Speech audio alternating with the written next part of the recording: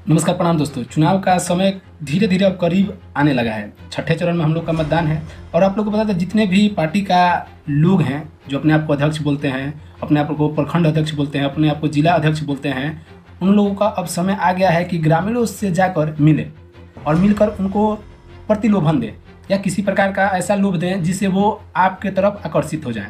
ये पार्टियों का है, जिस भी पार्टी हो, बीजेपी हो, आरजेडी हो, लोजपा हो, कांग्रेस हो, किसी भी पार्टी का जो भी एक अलग अलग खंडित अध्यक्ष होते हैं, अब वो ग्रामीण क्षेत्र के लोगों से मिलना प्रारंभ कर चुके हैं। मेरा वीडियो बनाने का मकसद यह रहा है कि हमने कुछ ऐसी चीज़ देखा है जो आप लोगों को बताने का प्रयास हम कर रहे हैं।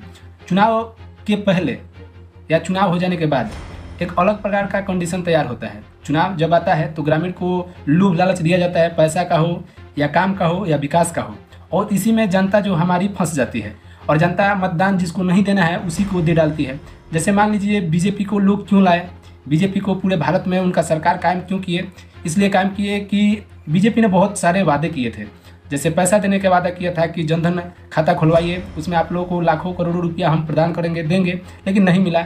बहुत से ऐसे वादे किए, घर घर हम बिजली दौड़ाएंगे, वो भी फ्री में, मुफ्त में, सिलेंडर भी देंगे, उजाला के माध्यम से दिए भी, लेकिन जो चार्ज हुआ यहाँ से लेकर यहाँ तक, सभी गरीब के घर में गैस तो है, चूल्हा तो है, लेकिन गैस जलाने के लिए जो पैसा होता है, लागत होती है गैस लेने का, सिलेंडर लेने का, वो नहीं है।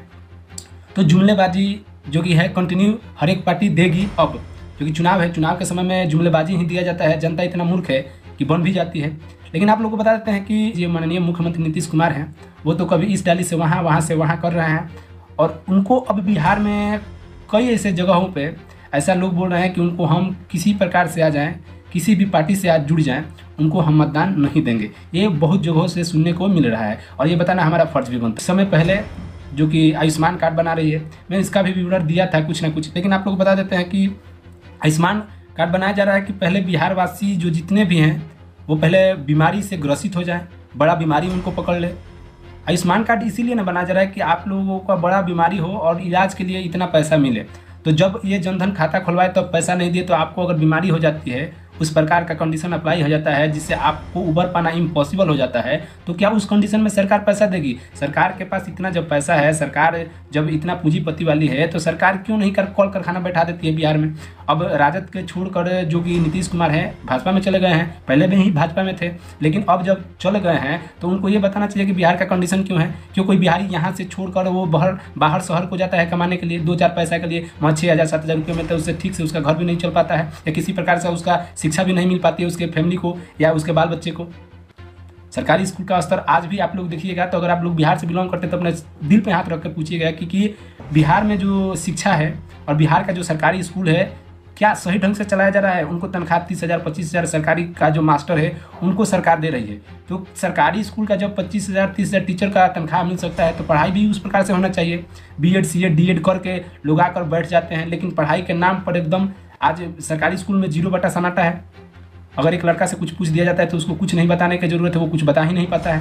तो सरकारी स्कूल का स्तर तो इतना गिरा हुआ है।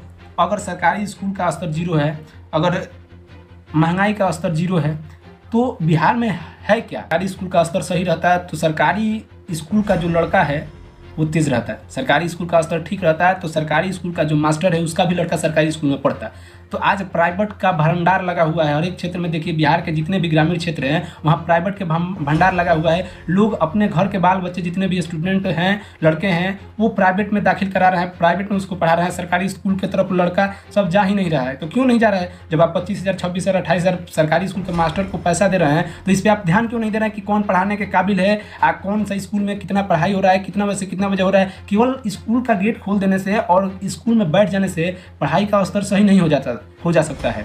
पढ़ाई अब बिहार से लुप्त है, पढ़ाई कहीं हो नहीं रही है और लोग हैं ग्रामीण क्षेत्र के जितने भी लड़के हैं वो पढ़ना भी नहीं चाहते क्योंकि माहौल ही वैसा क्रिएट हो गया है कि अब लड़का सब पढ़ना ही नहीं चाहता।